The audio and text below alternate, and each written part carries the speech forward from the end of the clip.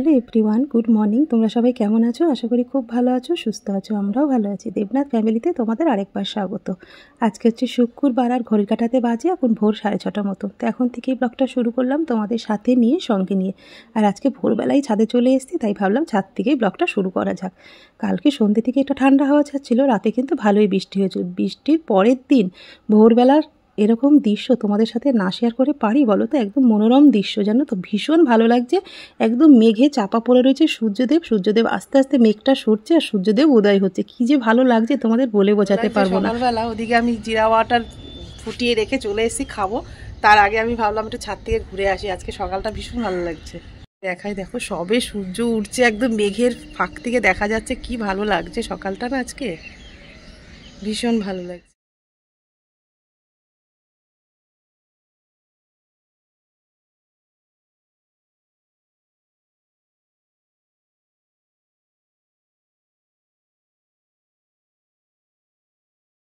চলো নিচে যাই, বেশিক্ষণ ছাদে থাকলে আর হবে না, ঘরের কাজ পড়ে রয়েছে, এখন অনেক কিছু বাকি রয়েছে। তো চলো পরে নিচে গিয়ে তোমাদের সাথে কথা বলবো। জিরা ওয়াটার রাতে ভিজিয়ে রেখেছিলাম, এটা একটু সেঁকে নেব।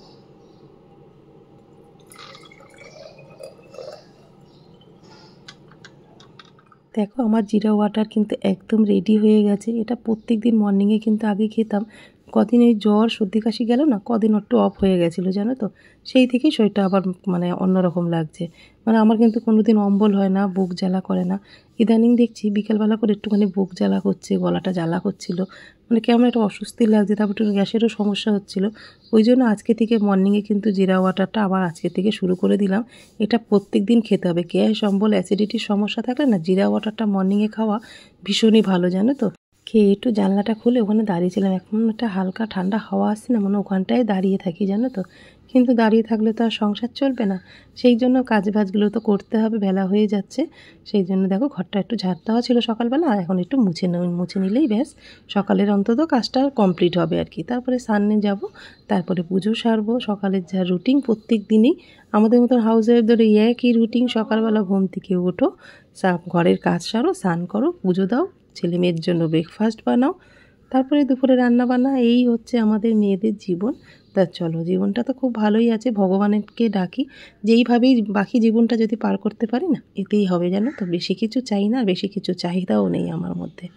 তা চলো, এই দেখো কাজ হয়ে গেছে। এবার বাইরেটা একটু প্রত্যেক দিনের মতন সকালে দেবনাথবাবু একটু জল ছিটে দিয়ে যায়, তারপরে এবার একটু মুছে নেবো।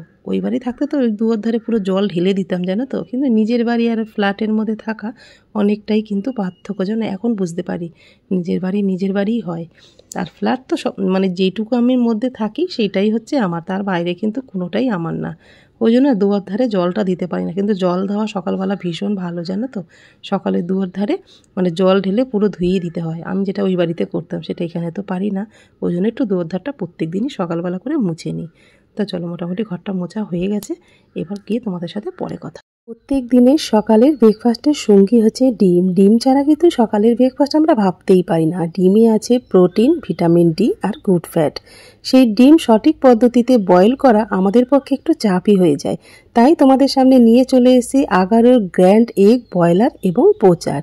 বাচ্চা থেকে বড় খুব সহজেই কিন্তু এর মধ্যে ডিম বয়েল, ডিম poach, vegetable boil, chicken boil খুব সহজেই কিন্তু এর মধ্যে বানিয়ে নিতে পারবে। আগারোর গ্র্যান্ড এগ বয়লারকে পেয়ে আমি তো ভীষণ খুশি হয়ে গেছি। সকালবেলা করে এখন ব্রেকফাস্ট বানাতে আমার আর কোনো চিন্তা নেই। তো চলো প্রোডাক্টটার সম্বন্ধে তোমাদের সাথে একটু পরিচয় করিয়ে দিই।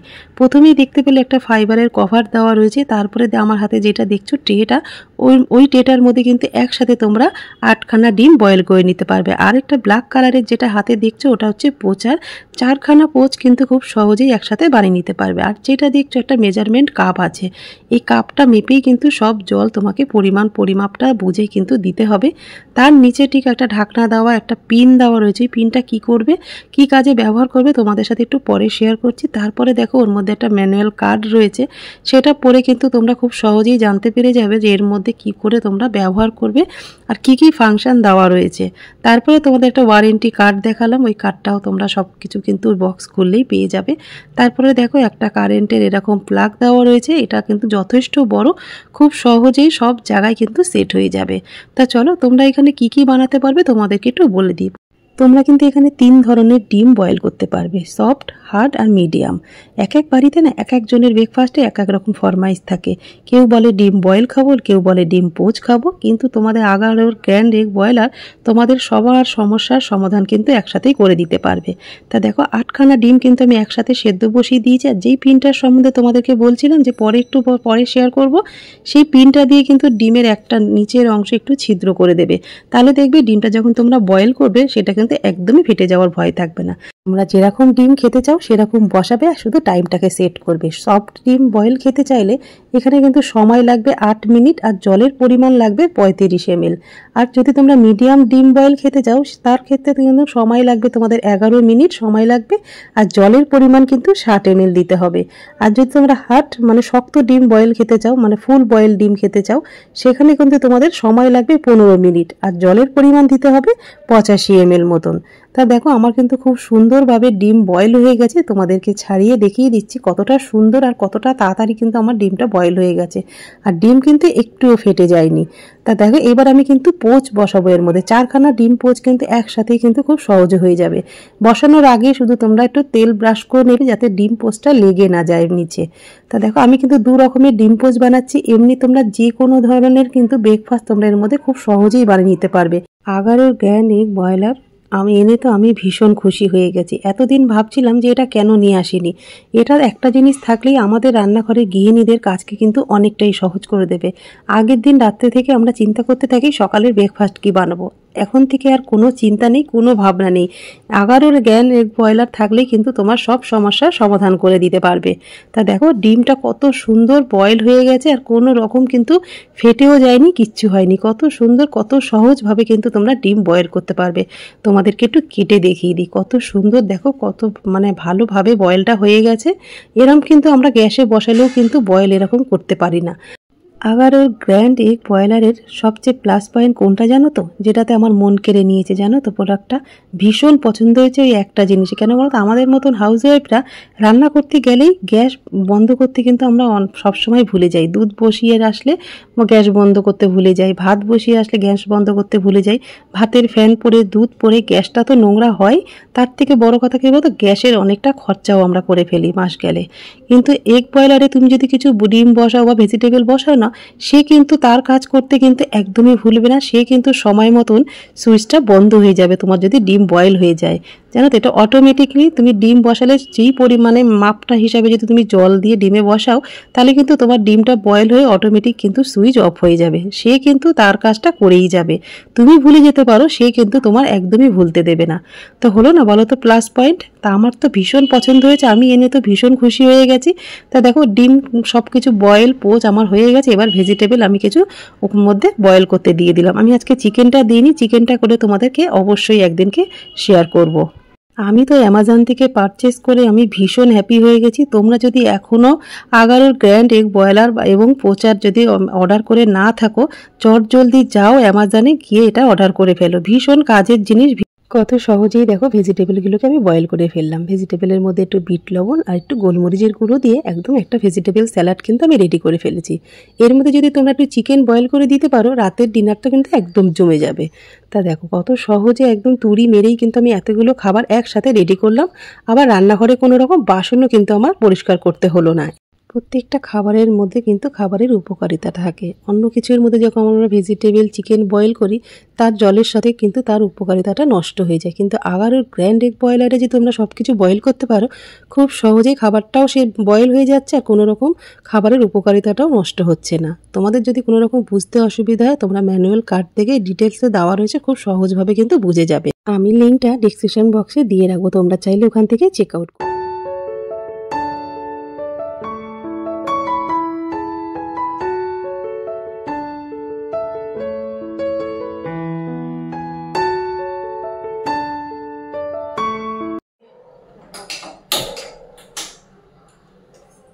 সকালে কাজ সেরে পুজো দিয়ে আমাদের ব্রেকফাস্ট করা হয়ে গেছে।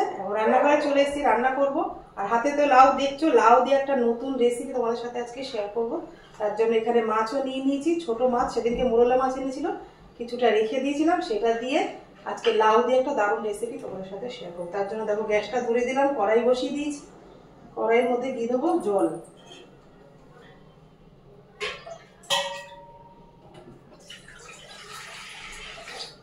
পরিমাণে জল দেবো যাতে লাউ থেকে জলটা ফেলতে না হয়। এবার লাউটা আমি ডুমো ডুমো করে কেটে নেব।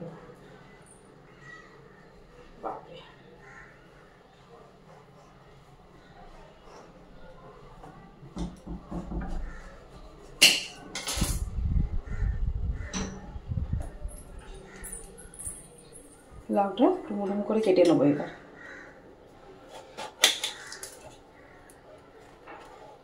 কুচি আছে, খোসাটা কিন্তু ফেলবো না, খোসাটা আরেকদিন খেয়ে নেবো।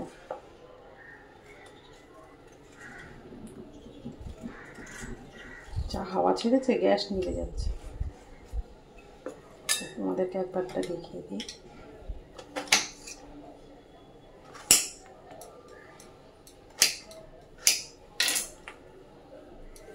এই যে এরকম করে ডুমো ডুমো করে প্রত্যেকটা মানে পুরো লাউটাই কেটে নেবো।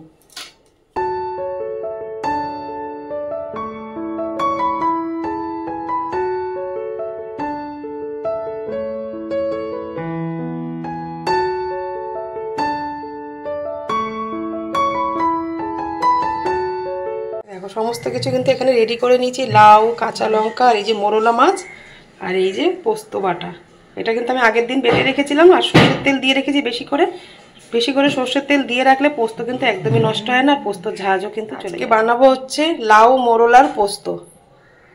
তো চলো আমি যেভাবে বানাবো সেই রেসিপিটাই কিন্তু তোমাদের সাথে শেয়ার করব, আশা করছি ভালো লাগবে।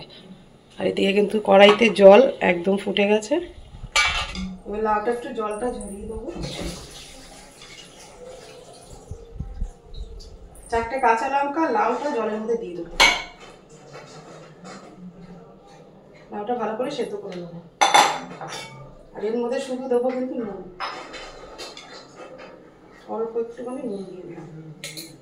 এই রান্নাটা কিন্তু আমি কোনো রকম হলুদ দিচ্ছি না, হলুদ দিলে ভালো লাগে।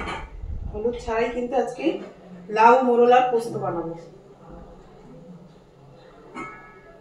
এটা ভালো করে ভাপিয়ে নিই। এই যে লাউটা সেদ্ধ হয়ে গেছে, এবার লাউটা জল থেকে তুলে নেবো।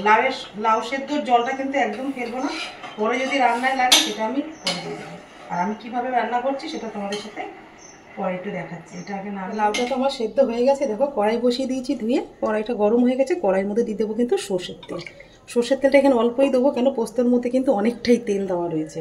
আগে কিন্তু আমি এই তেলে মাছটা ভেজে নেবো, লাল লাল করে মোরলা মাছগুলো। এই দেখো তেলটা ভালো মতন গরম হয়ে গেছে। আর স্টিলের কড়াইতে রান্না করতে গেলে কড়াইটা কিন্তু খুব ভালো করে গরম করতে হবে, নাহলে কিন্তু মাছ টাছ দিলে না লেগে যাবে। এবার মোরলা মাছগুলো হলুদ নুন মাখানো আছে সেগুলো কিন্তু আমি সব দিয়ে দেবো। গরমটা যদি ভালো হয় না কড়াইটা একবার মাছ কিন্তু আর লেগে যাবে না। তো চলো মাছগুলো ভালো করে কড়া করে একটু ভেজে নিই। দেখো লাউ মোরলা পোস্ত বানানোর জন্য লাউটা কিন্তু আমি নুন আর একটু কাঁচা লঙ্কা দিয়ে কিন্তু গোটা কাঁচা লঙ্কা দিয়ে সেদ্ধ করে নিয়েছি। নুনটা আমি অল্প করেই দিয়েছি। আর এর মধ্যে কিন্তু পোস্ত আর কাঁচা লঙ্কা বাটা আছে। পোস্ত কাঁচা লঙ্কা বাটাটা এর মধ্যে সর্ষের তেল দিয়ে রেখেছিলাম, এটা কিন্তু আমি এর মধ্যে দিয়ে দেবো। পোস্ত বাটাটা বেশ খানিকটা দিয়ে দিলাম, মানে বেশিরভাগটাই দিয়ে দিলাম, অল্প একটু আছে এর মধ্যে। পোস্ত মিষ্টি তো একটু দিতেই হবে, তারপরে দেখো 1 চামচ কিন্তু আমি চিনি দিয়ে দিলাম। আর নুন অল্প করে দেওয়া রয়েছে, আর একটু কিন্তু নুন আমি এর মধ্যে দিয়ে দেবো।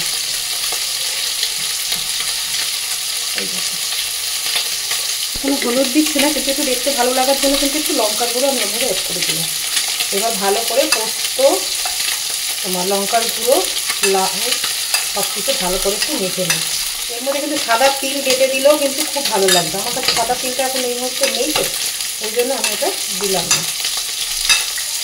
পোস্ত দিয়েই কিন্তু বেশিরভাগ রান্নাটা হবে, তিলটা বাটাও দেওয়া যেতে পারে। এটা একটু কিছুক্ষণ মাখা থাক। এখন মোরলা মাছগুলো কিন্তু কড়া করে ভাজা হয়ে গেছে, এবার এগুলো তুলে নেবো।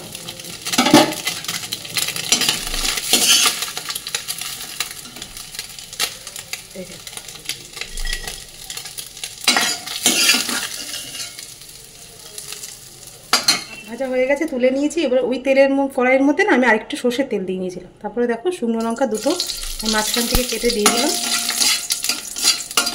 এর মধ্যে একটা মাছ হয়ে গেছে।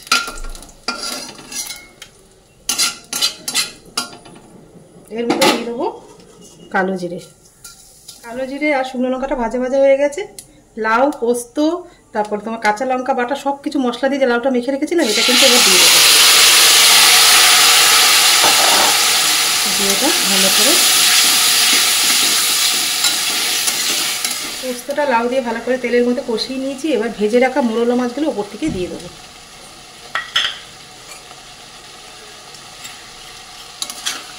এবার ভালো করে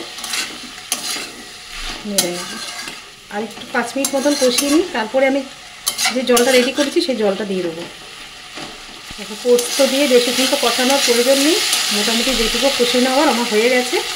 এবার দেখো বাটির মধ্যে একটা জল রেডি করেছি, যেটা লাউ সেদ্ধ করেছিলাম, লাউয়ের জল আর মশলা বাটির জলটা একসাথে মিশিয়ে নিয়েছি। এবার এটা দিয়ে দেবো।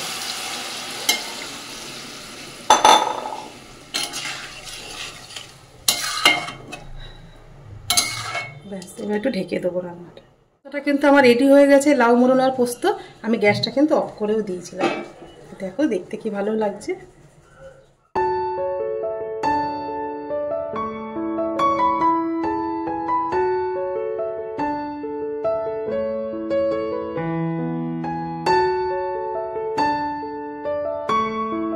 তো দেখো রান্নাটা কিন্তু আমার একদম হয়ে গেছে, লাউ মোরলার পোস্ত। রেসিপিটা তোমাদের কেমন লাগলো কমেন্ট করে কিন্তু জানিও। আর এইভাবে কিন্তু একবার লাউ মোরলার পোস্ত বানিয়ে খেয়ে দেখো, বেশ ভালো লাগবে। কিন্তু আমি একটু হালকা লঙ্কার গুঁড়ো দিয়েছিলাম বলে কালারটা কিন্তু এরম এসছে, নাইলে কিন্তু তোমরা সাদা চাইলে পুরো সাদাটাই। রান্না একটু দেখতে ভালো লাগে না, বেশ ভালো লাগে কিন্তু। আজকে শুক্রবারে দুপুরের রান্না কিন্তু আমার একদম হয়ে গেছে। ভাত তো আগেই হয়ে গেছে, আর এই যে লাউ মোরলার পোস্ত বানিয়ে নিয়েছি। আমি একটুখানি হালকা গ্রেভি রেখেছি, তোমরা চাইলে কিন্তু একদম মাখা মাখা রান্নাটা করতে পারো। একটু গ্রেভি হলে গরম ভাতের সাথে বেশ ভালো লাগবে। একটু গন্ধরাজ লেবু থাকলে তো কোনো কথাই নেই। তার চেয়ে শুক্রবারে সকাল থেকে যে ব্লগটা শুরু করেছিলাম, এখন 12:30 একটা মতন বাজতে যায়। এই পর্যন্তই রাখলাম। যদি আজকের ব্লগটা তোমাদের কিছু ভালো লেগে থাকে লাইক কমেন্ট শেয়ার করো, আর আমার চ্যানেল নতুন হলে অবশ্যই সাবস্ক্রাইব করো।